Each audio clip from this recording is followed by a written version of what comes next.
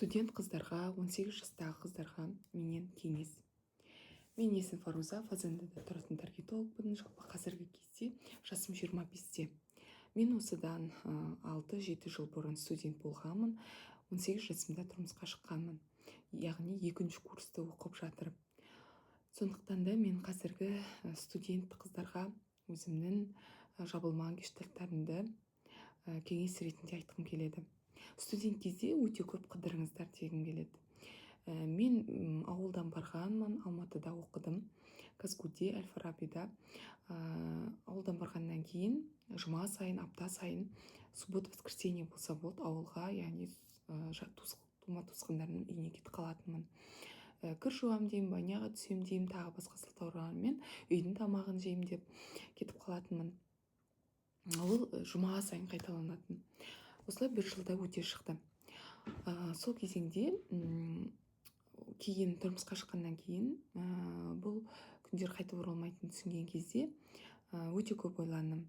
Неге мен сол кезеңде қыдырмадым, неге көп жерлерді араламадым? Ол міндетті түрде қыдырған кезде бір клубтарға барып, немесе тағы басқа жерлерді қыдыру емес, немесе шетелге бару емес, жай ғана Алматының әдемі жерлерін, көп жерлерін жаяу қыдыру, көп нәрсеге бару, міну, жаңа мысалы атпен серуендеу, жаңа мысалы жерлерді, жаңа өзіңнің іс-әрекеттерін, бұрын жасап көрмеген заттарды жасау, қарапайым музейлерді көру деген сияқты нәрселерді мен көп жасаған жоқпын. Жасадым, бірақ бұл жеткіліксіз, мен үшін жеткіліксіз болған екен. Универдан жіберетін, 1-2 рет группаластармен, 1-2 рет құрбы қыздармен шығып көрдік, бірақ мен жұма сайын көп жерлерді араламадым. Сондықтан да сіздерге айтар кеңесім, көп жерлерді аралаңыздар, қорықпаңыздар, тәуекел ете біліңіздер. Біз енді мүмкін ауылдан барғаннан кейін кішкене қорқыныш болған шығар, мүмкін ортам сондай болған шығар, иә.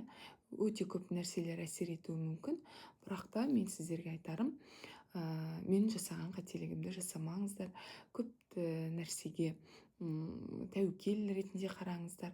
Бірақ енді қазіргі ақпарат толы заманда сіздер мен айтпасам да білесіздер деген ойдамын.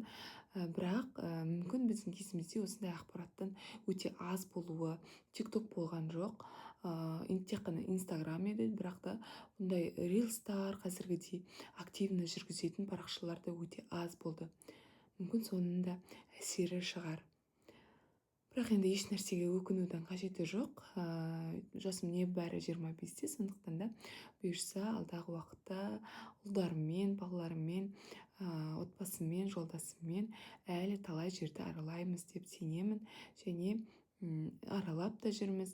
Бірақ бұның барлығы болмай тұрған кезде де өздеріңіз де аралап, көріп, көр нәрсені